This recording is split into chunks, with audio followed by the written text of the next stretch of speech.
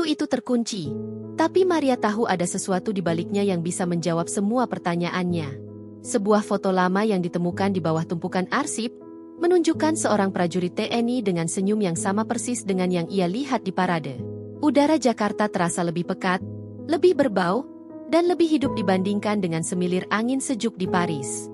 Di dalam sebuah mobil mewah berwarna hitam legam, Maria menatap keluar jendela, menyaksikan hiruk-pikuk yang tak pernah ia temui sebelumnya. Wanita berambut coklat sebahu itu mengenakan kacamata hitam berbingkai besar, menyembunyikan mata lelah yang telah menempuh perjalanan lebih dari 10.000 kilometer. Maria adalah nama yang dikenal luas di kalangan pecinta seni internasional. Lukisannya, yang kerap menampilkan lanskap abstrak penuh emosi, telah dipamerkan di galeri-galeri prestisius di seluruh dunia. Namun, di balik semua ketenaran itu, ada sebuah kekosongan yang tak pernah bisa ia isi. Tujuan kedatangannya ke Indonesia, menurut siaran pers dari manajernya, adalah untuk menghadiri sebuah acara mode berskala global. Namun, jauh di lubuk hatinya, Maria tahu ada alasan lain yang jauh lebih personal dan rumit. Alasan yang membuatnya memilih tempat ini dari sekian banyak undangan di seluruh penjuru dunia. Ia tidak bisa menjelaskan perasaan itu dengan kata-kata. Seolah-olah ada magnet tak kasat mata yang menariknya ke tanah yang begitu asing ini. Ia hanya memiliki bayangan samar tentang masa kecilnya, sebuah kenangan yang datang dan pergi seperti mimpi. Maria memiliki seorang ibu berkebangsaan Prancis dan seorang ayah yang ia yakini berasal dari Indonesia. Namun, ayahnya menghilang ketika ia masih sangat kecil, meninggalkan jejak yang nyaris tidak ada. Tiba di lobi Hotel Bintang 5, ia disambut oleh kerumunan wartawan yang menunggunya seperti lebah yang mencari madu. Kilatan lampu kamera membanjiri ruang, menembus kacamata hitamnya dan membuatnya merasa tidak nyaman. Puluhan pertanyaan dilontarkan serentak, membuat suasana menjadi bising. Maria, apa proyek terbaru Anda di sini? Apakah Anda akan berkolaborasi dengan seniman lokal? Kenapa Anda memilih Indonesia untuk acara ini? Maria hanya tersenyum tipis dan melambaikan tangan, membiarkan manajernya yang berbicara. Dia melewati kerumunan itu dengan anggun, seolah tidak terpengaruh oleh perhatian yang begitu besar. Di dalam kamar hotelnya yang mewah di lantai atas, Maria akhirnya bisa bernapas lega. Ia membuka jendela lebar-lebar, membiarkan angin sore memasuki ruangan. Dari ketinggian itu, ia bisa melihat pemandangan kota yang membentang luas. Bangunan-bangunan modern berdiri kokoh di samping pepohonan rindang. Di kejauhan, ia melihat sebuah spanduk besar yang menampilkan logo acara yang akan ia hadiri. Acara itu bukan hanya peragaan busana, ada juga demonstrasi militer besar-besaran yang akan ditampilkan. Pemberitaan menyebutkan, akan ada pawai ribuan prajurit TNI yang akan melintas, menunjukkan kekuatan dan kesiapan negara. Melihat tulisan TNI, membuat jantung Maria berdegup lebih kencang. Ia tidak tahu mengapa, tetapi ada sesuatu yang terasa sangat familiar dari kata-kata itu. Otaknya kembali memutar kenangan buram masa lalunya. Kenangan yang selalu muncul dalam tidurnya.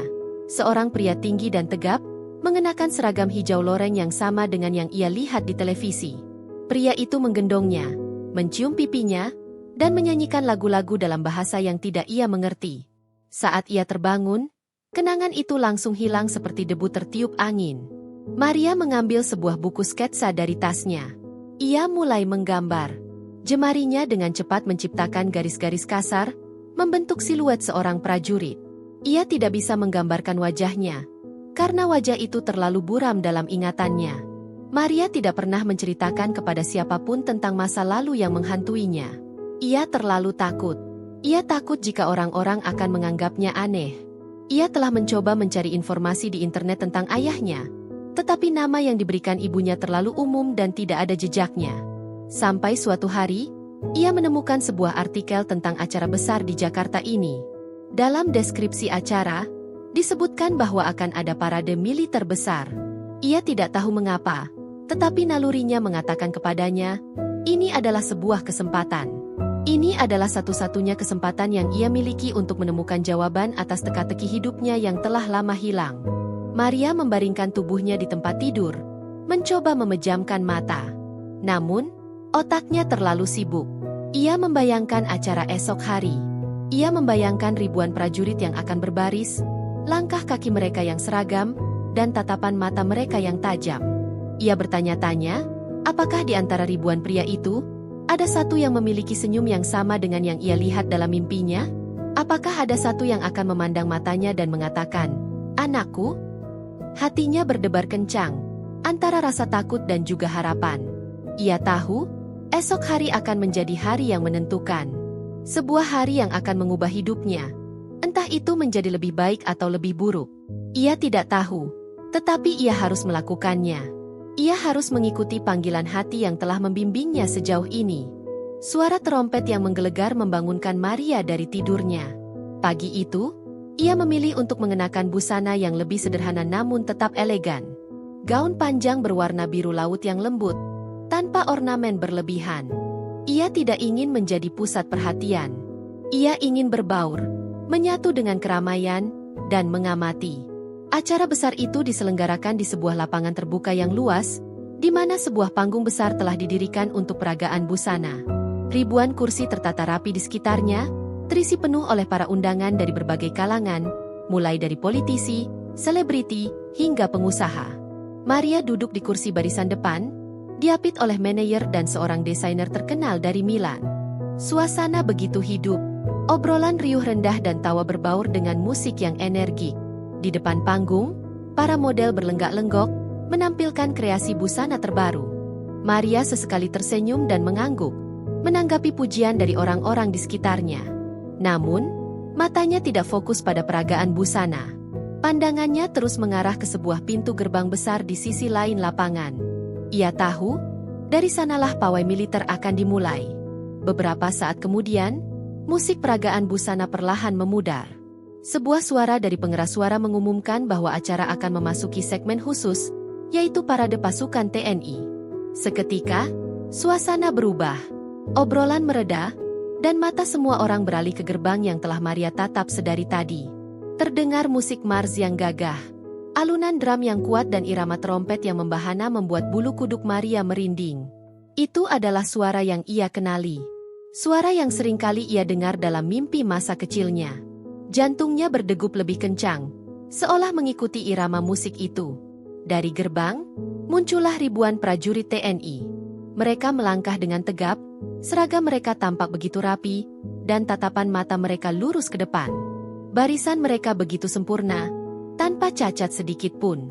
Mereka berjalan, bukan hanya sebagai prajurit, tetapi sebagai perwujudan dari disiplin, kekuatan, dan dedikasi. Maria merasakan sesuatu yang aneh. Bukan hanya kekaguman, tetapi sebuah koneksi yang mendalam. Seolah-olah setiap langkah kaki mereka menggetarkan jiwanya. Ia merasa seolah-olah ia sedang melihat cerminan dari bagian dirinya yang telah lama hilang. Tangan Maria secara tidak sadar meremas ujung gaunnya. Matanya terus mengikuti setiap prajurit yang melintas, berusaha mencari wajah yang familiar. Ia tahu ini adalah hal yang mustahil. Bagaimana mungkin ia bisa mengenali satu wajah dari ribuan wajah yang nyaris serupa? Tetapi, ia tidak bisa menghentikan dirinya. Ia terus mencari, berharap, dan berdoa. Ia berharap ada keajaiban yang terjadi. Keajaiban yang akan membawanya kembali ke masa lalu yang begitu samar. Ia melihat sekelompok prajurit yang memiliki tanda tangan khusus di seragam mereka. Mereka adalah pasukan elit. Di antara mereka, ada seorang prajurit yang terlihat lebih tua dari yang lainnya. Rambutnya mulai memutih di pelipis, dan garis-garis kerutan terlihat jelas di wajahnya. Namun, tatapan matanya begitu tajam dan penuh semangat. Ketika prajurit itu melintas, mata mereka beradu pandang selama sepersekian detik. Entah mengapa, Maria merasakan getaran yang sangat kuat. Jantungnya seolah berhenti berdetak.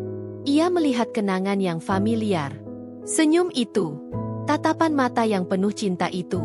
Ia yakin, ia tidak salah. Prajurit itu terus berjalan, memimpin pasukannya. Namun, Maria tidak bisa mengalihkan pandangannya. Ia tidak bisa membiarkan momen ini berlalu begitu saja. Semua orang di sekitarnya masih duduk, menikmati tontonan. Tetapi Maria tahu, ini bukanlah tontonan baginya. Ini adalah sebuah panggilan. Panggilan yang telah ia tunggu-tunggu selama hidupnya. Sambil mengabaikan bisikan-bisikan dari orang-orang di sekitarnya, ia bangkit dari kursinya.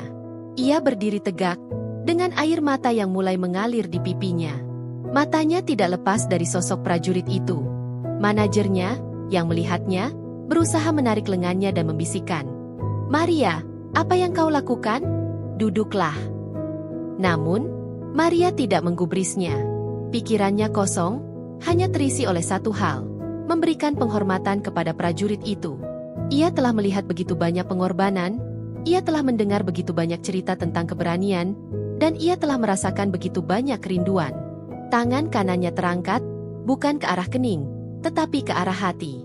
Ia melakukan penghormatan dengan gaya militer yang ia lihat di film-film. Sebuah penghormatan yang penuh dengan rasa hormat dan cinta yang mendalam. Tindakan Maria membekukan suasana. Seluruh tribun hening, seolah-olah waktu telah berhenti. Kilatan lampu kamera yang tadinya riuh kini terhenti sejenak. Semua mata tertuju pada sosok Maria yang berdiri tegak. Ia tidak peduli. Matanya yang basah oleh air mata hanya menatap lurus ke depan, kepada barisan prajurit yang melintas.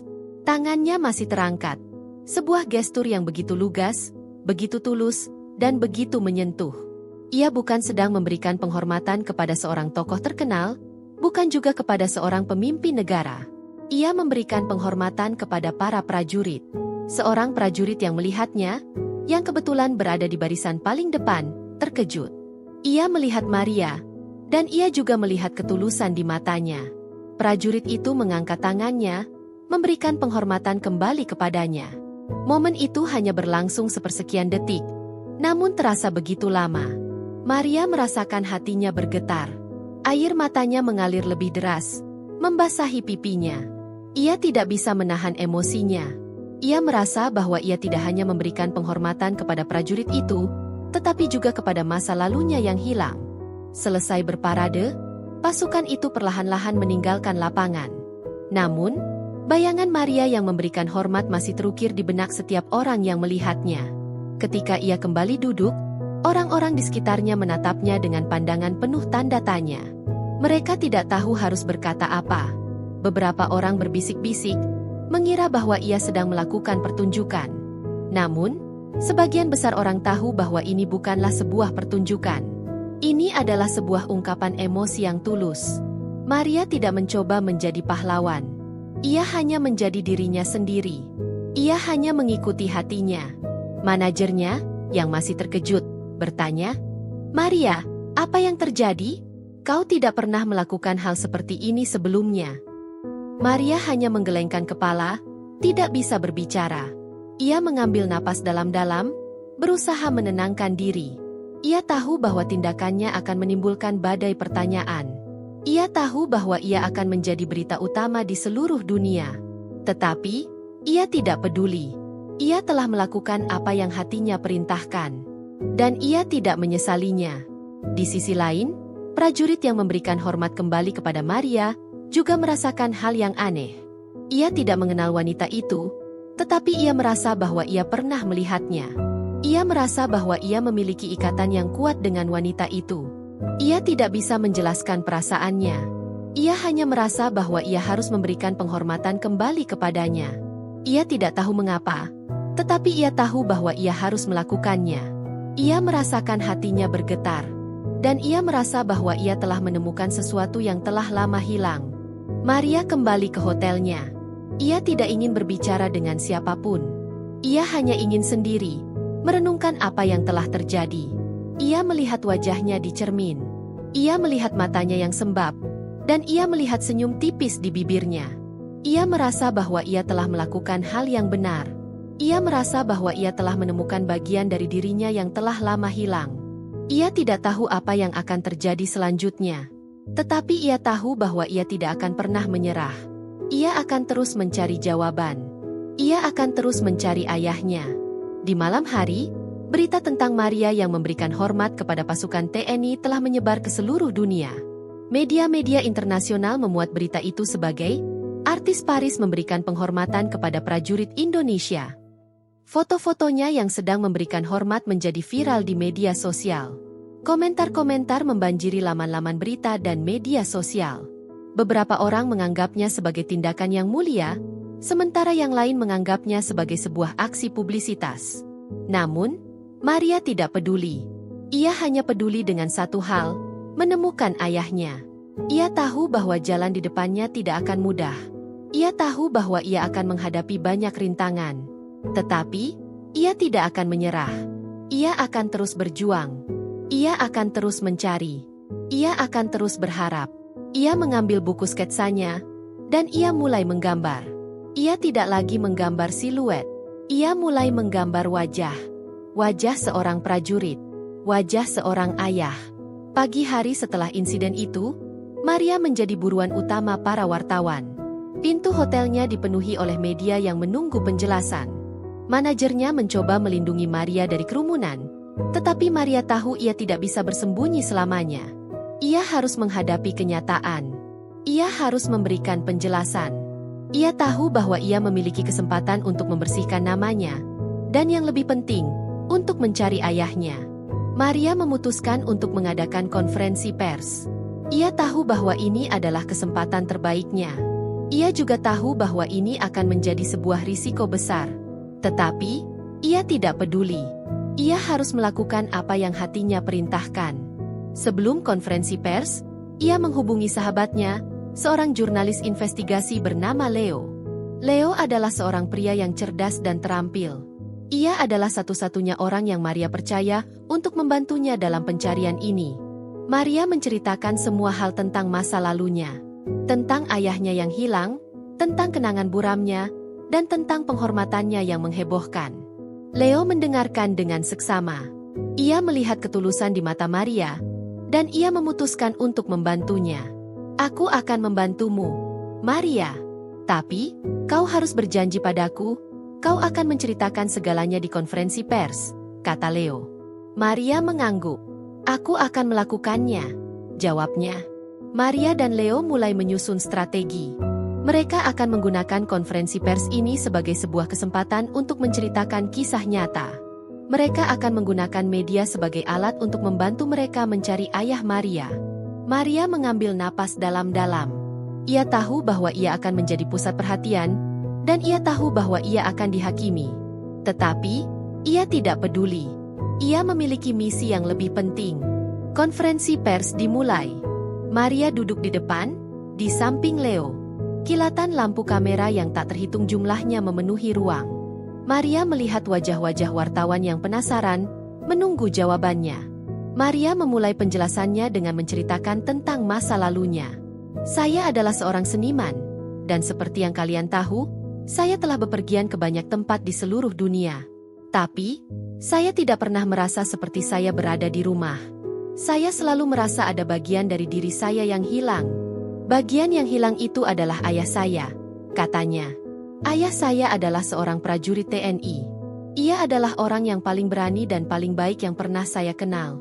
Tetapi, ia menghilang ketika saya masih sangat kecil. Ibu saya mengatakan bahwa ia gugur dalam tugas. Tetapi, saya tidak pernah percaya itu. Saya selalu merasa bahwa ia masih hidup di suatu tempat di dunia ini. Lanjutnya, suara Maria mulai bergetar. Ia berusaha menahan air matanya, tetapi ia tidak bisa. Selama bertahun-tahun, saya mencoba untuk mencari tahu tentangnya. Tetapi, saya tidak pernah berhasil. Sampai suatu hari, saya melihat sebuah artikel tentang acara ini. Saya melihat tulisan TNI, dan saya merasakan sesuatu yang aneh. Saya merasakan panggilan yang kuat. Panggilan yang membuat saya datang ke sini. Dan ketika saya melihat para prajurit itu, saya tahu bahwa saya telah membuat keputusan yang benar. Saya melihat seorang prajurit yang terlihat seperti ayah saya. Dan saya tahu, ia adalah ayah saya, katanya. Maria menghela napas. Saya tidak peduli jika orang-orang menganggap saya gila. Saya tidak peduli jika orang-orang menganggap saya mencari popularitas. Saya hanya ingin menemukan ayah saya. Saya hanya ingin berterima kasih kepadanya atas semua pengorbanannya. Dan saya hanya ingin mengatakan kepadanya bahwa saya mencintainya, katanya. Ketika Maria selesai berbicara, suasana kembali hening. Tidak ada wartawan yang bertanya. Mereka semua terdiam, terharu oleh kisah Maria. Beberapa wartawan terlihat menyeka air mata mereka. Maria telah berhasil. Ia telah berhasil menyentuh hati mereka. Dan ia telah berhasil menyentuh hati ribuan orang di seluruh dunia. Setelah konferensi pers yang menggemparkan itu, hidup Maria berubah 180 derajat. Ia tidak lagi dipandang sebagai seorang artis dari Paris yang glamor, melainkan sebagai seorang anak yang tulus mencari ayahnya yang hilang. Kisahnya menyebar dengan cepat, menjadi pembicaraan di seluruh dunia. Di Indonesia, kisahnya menjadi viral. Orang-orang berbagi kisahnya, mencoba membantu Maria menemukan ayahnya. Pihak TNI pun tidak tinggal diam. Mereka melihat konferensi pers Maria, dan mereka terharu oleh kisahnya. Mereka menawarkan bantuan kepada Maria untuk mencari ayahnya. Maria merasa sangat bersyukur. Ia tidak pernah menyangka bahwa kisahnya akan menyentuh hati banyak orang. Ia tidak pernah menyangka bahwa ia akan mendapatkan begitu banyak dukungan. Ia merasa bahwa ia tidak sendirian. Ia memiliki ribuan orang yang membantunya dalam pencarian ini. Bersama dengan Leo, ia bekerja sama dengan pihak TNI. Mereka mulai mencari jejak ayah Maria. Mereka memeriksa arsip-arsip lama, mencari nama yang mirip dengan nama ayah Maria. Mereka juga memeriksa catatan-catatan tentang prajurit yang hilang dalam tugas. Pencarian itu tidak mudah. Nama ayah Maria adalah nama yang umum, dan tidak ada jejak yang jelas. Tetapi, Maria dan Leo tidak menyerah. Mereka terus mencari. Mereka terus berharap. Setiap hari, mereka menerima ratusan pesan dari orang-orang yang mengklaim telah melihat ayah Maria. Mereka memeriksa setiap pesan, tetapi tidak ada yang cocok. Maria merasa frustrasi, tetapi ia tidak menyerah. Ia tahu bahwa ia harus terus berjuang. Di tengah pencarian yang sulit, Maria dan Leo menemukan sebuah arsip lama. Arsip itu berisi foto-foto prajurit yang hilang dalam tugas. Mereka memeriksa setiap foto dengan teliti. Akhirnya, mereka menemukan sebuah foto yang membuat jantung Maria berdebar kencang. Foto itu adalah foto seorang prajurit muda, dengan senyum yang sama dengan yang ia lihat dalam mimpinya. Di bawah foto itu, tertulis nama prajurit Yuda. Maria meneteskan air mata. "Ini dia, Leo. Ini ayahku," katanya. Leo memeriksa arsip itu lebih lanjut.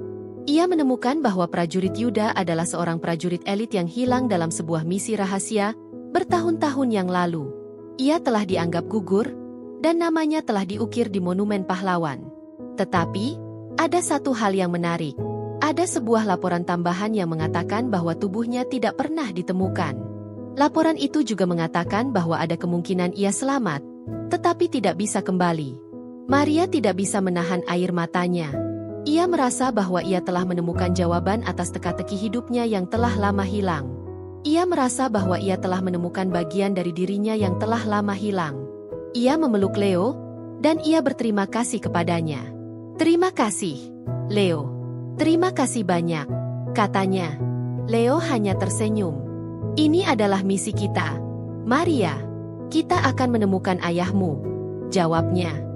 Pencarian mereka kini memiliki tujuan yang lebih jelas.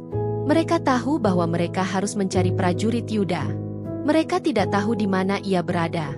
Tetapi mereka tahu bahwa ia masih hidup di suatu tempat di dunia ini. Dan mereka akan mencarinya sampai mereka menemukannya. Maria merasakan hatinya penuh dengan harapan. Ia tahu bahwa ia akan menemukan ayahnya. Dan ia tahu bahwa ia akan mendapatkan kembali kehidupannya yang telah lama hilang.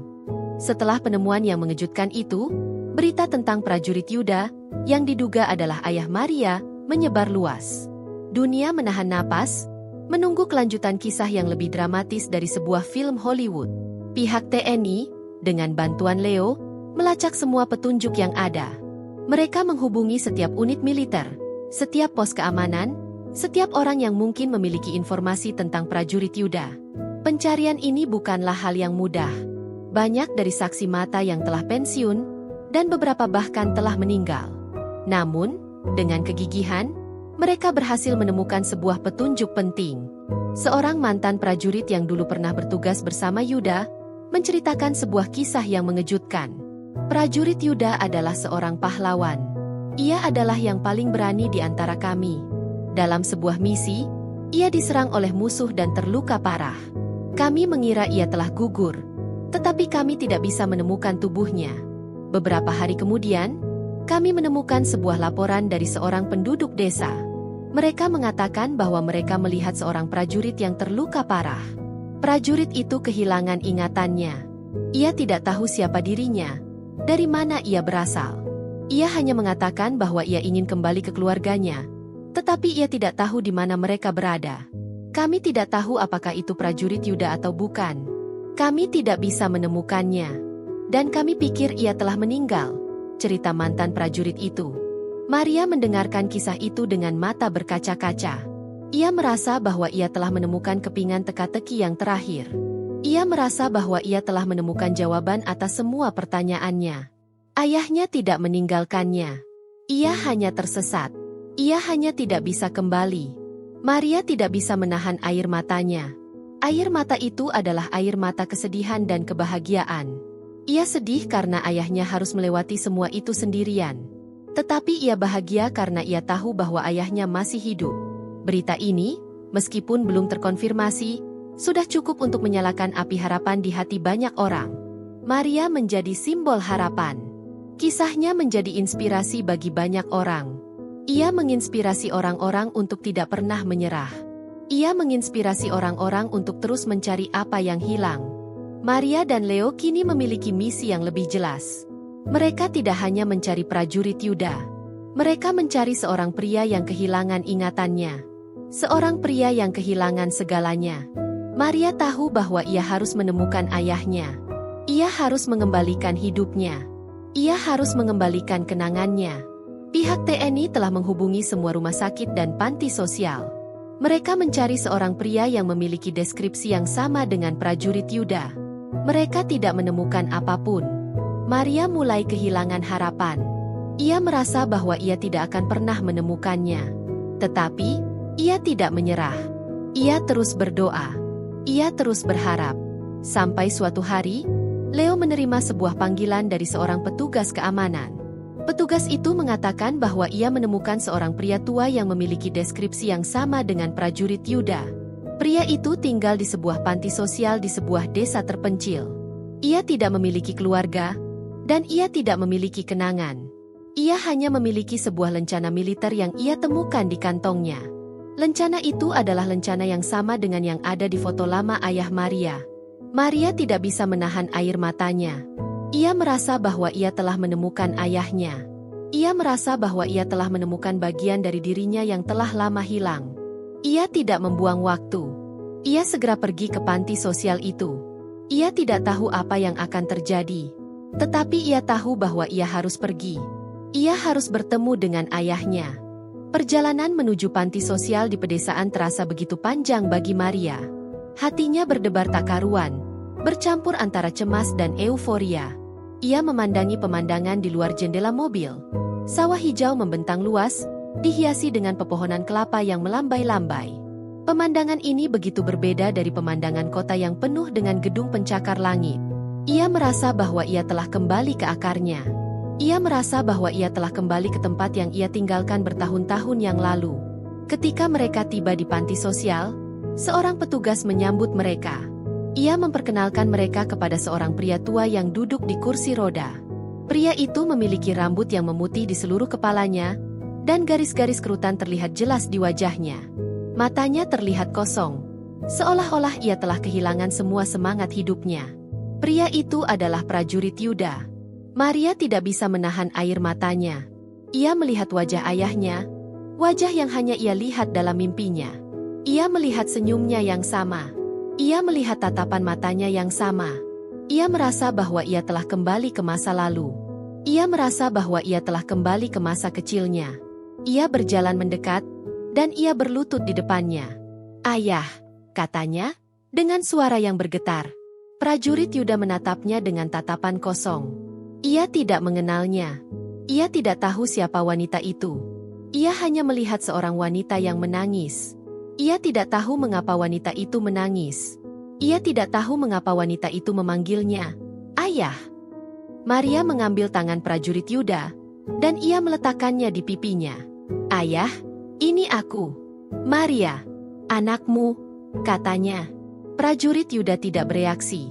Ia hanya menatapnya dengan tatapan kosong. Maria merasa sedih. Ia merasa bahwa ia telah gagal. Ia merasa bahwa ia tidak bisa mengembalikan kenangan ayahnya. Tiba-tiba, Maria teringat sesuatu. Ia mengambil lencana yang ia temukan di arsip, Lencana yang sama dengan yang ia lihat di kantong prajurit Yuda. Ia meletakkan lencana itu di telapak tangan ayahnya. Prajurit Yuda menatap lencana itu. Matanya yang kosong perlahan-lahan mulai hidup. Ia melihat lencana itu, dan ia mulai merasakan sesuatu. Ia mulai merasakan kenangan yang telah lama ia lupakan. Ia melihat kilas balik kehidupannya yang telah lama hilang. Ia melihat dirinya mengenakan seragam, berjuang di medan perang. Ia melihat dirinya memegang tangan seorang wanita, wanita yang ia cintai. Ia melihat seorang anak perempuan kecil, anak perempuan yang ia cintai lebih dari apapun di dunia ini. Ia melihat senyum anak perempuan itu, dan ia melihat matanya yang penuh cinta. Ia melihat wajah anak perempuan itu, dan ia menyadari bahwa wajah itu sama dengan wajah wanita yang duduk di depannya. Prajurit Yuda meneteskan air mata. Ia melihat Maria, dan ia tersenyum. "Maria," katanya, dengan suara yang bergetar. "Anakku." Maria tidak bisa menahan air matanya. Ia memeluk ayahnya, dan ia menangis.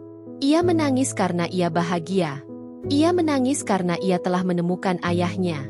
Ia menangis karena ia telah menemukan dirinya. Pelukan itu adalah sebuah keajaiban. Sebuah keajaiban yang telah Maria tunggu-tunggu selama hidupnya. Ia memeluk ayahnya, dan ia merasa bahwa ia telah kembali ke rumah. Ia merasa bahwa ia telah menemukan tempatnya di dunia ini. Prajurit Yuda memeluknya kembali, erat-erat. Ia tidak tahu harus berkata apa. Ia hanya bisa menangis. Ia menangis karena ia bahagia. Ia menangis karena ia telah menemukan putrinya. Beberapa saat kemudian, Maria melepaskan pelukan. Ia melihat wajah ayahnya, wajah yang kini penuh dengan air mata. Ia menyeka air mata itu dengan lembut, dan ia tersenyum. "Aku sangat merindukanmu, ayah," katanya. Prajurit Yuda hanya mengangguk. "Aku juga, anakku." "Aku juga," jawabnya. Mereka berdua menghabiskan waktu bersama, duduk di taman panti sosial. Prajurit Yuda menceritakan semua hal yang telah ia lalui. Ia menceritakan bagaimana ia kehilangan ingatannya. Ia menceritakan bagaimana ia berjuang untuk bertahan hidup. Ia menceritakan bagaimana ia selalu merasa ada sesuatu yang hilang dalam hidupnya. Maria mendengarkan dengan seksama, dan ia meneteskan air mata. Ia merasa sedih karena ayahnya harus melewati semua itu sendirian. Tetapi ia bahagia karena ia tahu bahwa ayahnya kini telah kembali. Prajurit Yuda juga menceritakan tentang kenangan yang ia miliki tentang Maria. Ia menceritakan tentang bagaimana ia menggendongnya, mencium pipinya, dan menyanyikan lagu-lagu untuknya. Maria mendengarkan, dan ia merasa bahwa ia telah kembali ke masa kecilnya. Ia merasa bahwa ia telah menemukan kenangan yang telah lama ia lupakan. Setelah beberapa jam, Maria mengajak ayahnya untuk kembali ke hotel. Mereka duduk di dalam mobil, berpegangan tangan. Maria tidak bisa berhenti tersenyum. Ia merasa bahwa ia adalah wanita paling bahagia di dunia ini. Ia telah menemukan ayahnya.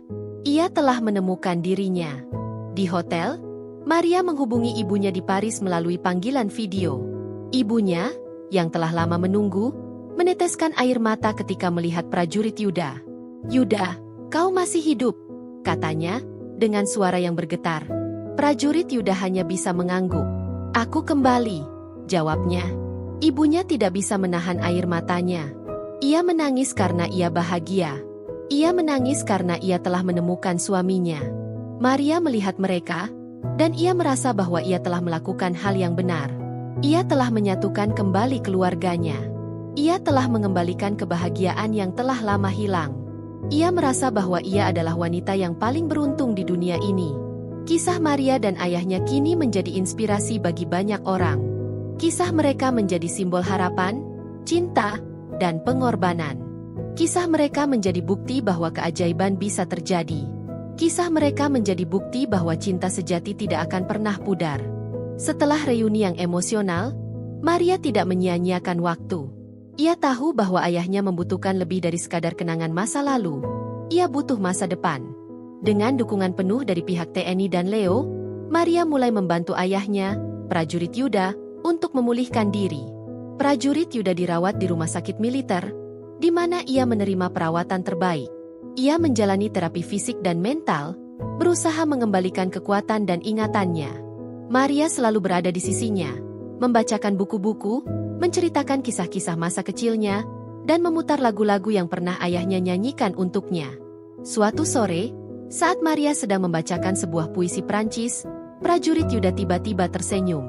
"Puisi itu, aku pernah mendengarnya," katanya dengan suara serak. Maria terkejut. "Benarkah, Ayah?" Prajurit Yuda mengangguk. "Ibumu selalu membacakannya untukku. Ia mengatakan bahwa puisi itu adalah puisi tentang cinta yang tidak akan pernah pudar," jawabnya. Maria meneteskan air mata. Ia merasa bahwa ia telah menemukan sebuah jembatan yang menghubungkan dua dunia. Dunia masa lalunya yang hilang dan dunia masa kini yang penuh harapan. Hubungan mereka semakin kuat setiap harinya. Prajurit Yuda mulai mengingat hal-hal kecil, seperti nama-nama teman seperjuangannya, dan nama-nama tempat yang pernah ia kunjungi. Kenangannya tentang Maria dan ibunya kembali perlahan-lahan, seperti kepingan-kepingan puzzle yang disatukan.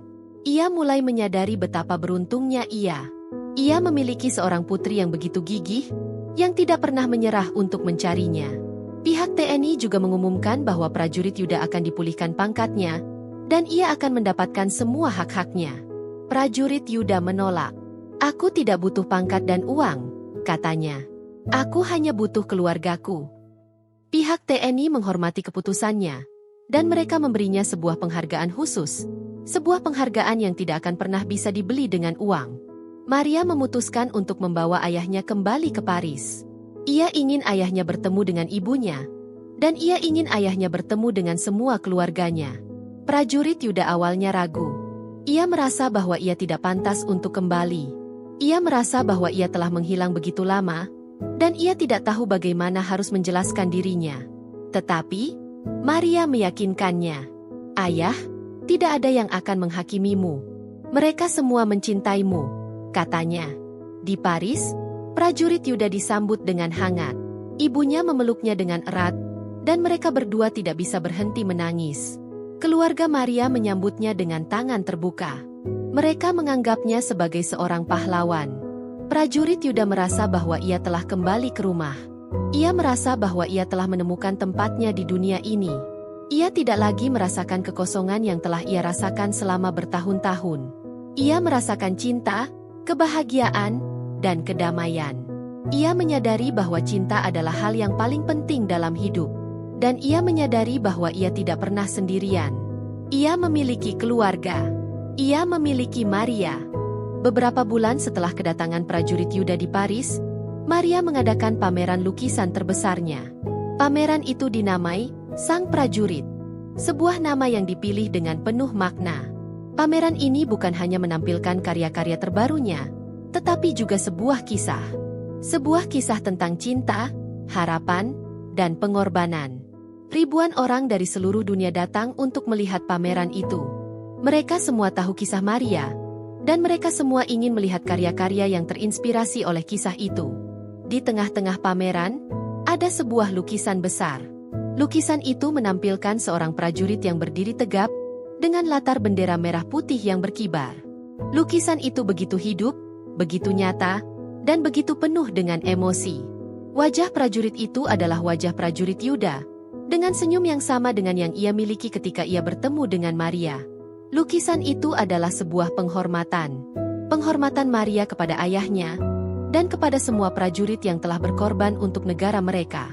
Di sudut ruangan, Maria berdiri di samping ayahnya, prajurit Yuda. Prajurit Yuda, yang kini mengenakan pakaian sipil, tampak begitu damai. Ia tersenyum ketika melihat orang-orang menatap lukisannya. Ia tidak lagi merasa kosong. Ia merasakan cinta dan kebahagiaan. Ia melihat putrinya, dan ia merasa bangga. Ia tidak pernah menyangka bahwa ia akan memiliki seorang putri yang begitu berbakat dan begitu berani. Seorang wartawan mendekati mereka. "Maria, apa makna dari lukisan ini?" tanyanya. Maria tersenyum. "Lukisan ini adalah sebuah penghormatan. Penghormatan kepada ayah saya, dan kepada semua prajurit yang telah berkorban untuk negara mereka. Lukisan ini adalah sebuah pengingat bahwa kita tidak boleh melupakan pengorbanan yang telah mereka lakukan. Dan lukisan ini adalah sebuah bukti bahwa cinta sejati tidak akan pernah pudar," jawabnya. Prajurit Yuda menatap Maria, dan ia meneteskan air mata. Ia memeluk putrinya, dan ia membisikkan sesuatu di telinganya. "Terima kasih, Maria. Kau telah mengembalikan hidupku," katanya. Maria hanya tersenyum. "Ayah, kau tidak pernah kehilangannya. Kau hanya tersesat," jawabnya. Kisah Maria dan prajurit Yuda menjadi legenda. Kisah mereka menjadi inspirasi bagi banyak orang. Kisah mereka menjadi simbol harapan. Kisah mereka menjadi bukti bahwa keajaiban bisa terjadi. Kisah mereka menjadi bukti bahwa cinta sejati tidak akan pernah pudar. Akhir cerita, Maria dan prajurit Yuda hidup bahagia di Paris. Prajurit Yuda tidak lagi merasa kosong. Ia memiliki keluarga, ia memiliki cinta, dan ia memiliki kedamaian. Maria tidak lagi merasa bahwa ada bagian dari dirinya yang hilang. Ia telah menemukan ayahnya. Ia telah menemukan dirinya. Dan ia telah menemukan cinta yang telah ia cari selama hidupnya. Mereka hidup bahagia, dan mereka tidak akan pernah melupakan kisah mereka. Kisah yang dimulai dengan sebuah penghormatan, dan diakhiri dengan sebuah cinta.